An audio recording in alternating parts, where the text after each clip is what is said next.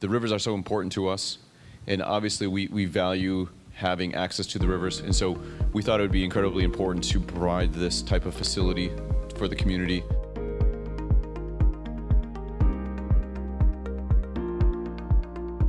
This month's meeting went very smooth. We were out in an hour, 15 minutes. It usually runs 2 to 3 hours, but today's topics and presentations were spot on, and the questions were answered very quickly by the presenters, and it was just a smooth meeting, and everybody was happy to be done in a timely fashion.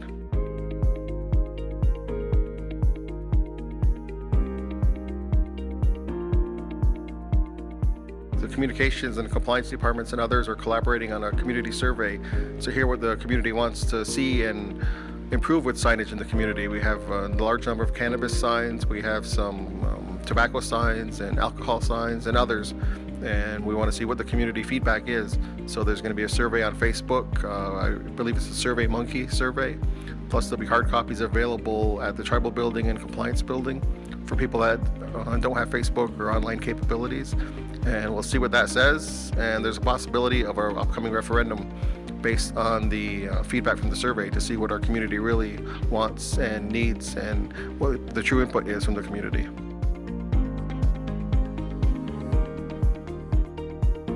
The major one, I believe, is safety, the size of the signs and how some of the signs block the view when you're leaving an establishment, when you're looking left or right on the busy Route 37, especially at the peak times. The rush hour that we have is like 8 to 10 a.m. and 3 to 5 p.m. It's hard to turn the opposite way, pulling out of those any building on Route 37, and a lot of the signs are obstructing the views of people pulling out. So that's the major issue, is a safety issue, along with advertising towards children. There's products that pique interest of youth, and that's not a good idea to have on specific types of signage, and we'll look for community input on all of those.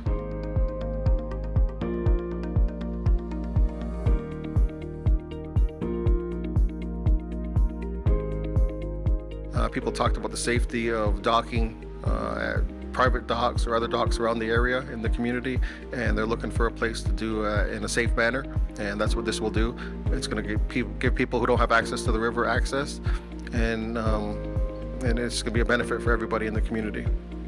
One of the concerns was surveillance or security at the boat launch, and we'll be looking at that and finding ways to make people who will be using it feel secure and safe when they're at that facility.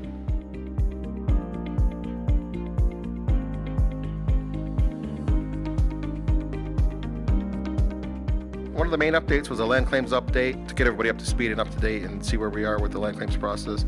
Another is the elders benefit disbursement. That's going to be coming in the next 2 weeks. We have 448 elders in line on target to receive their full elders benefit distribution for this year. We talked about the summer intern program for college students, how many applicants we have, how many college students are going to be employed at the tribe and other places. The same for high school internships. We talked about the Ganyageha language program and their graduation ceremony that was held a couple weeks ago. That was an awesome ceremony. 9 graduates from that program. That's an awesome program for council to continue supporting. And we talked about the Non-Invisible Act Commission report. It was testimony that I gave in Minneapolis a few weeks ago. It was regarding Department of Interior Secretary Deb Holland's commission that she established. And I was happy to go there and give testimony on the record and advocate for our tribal police for recruitment and retention needs.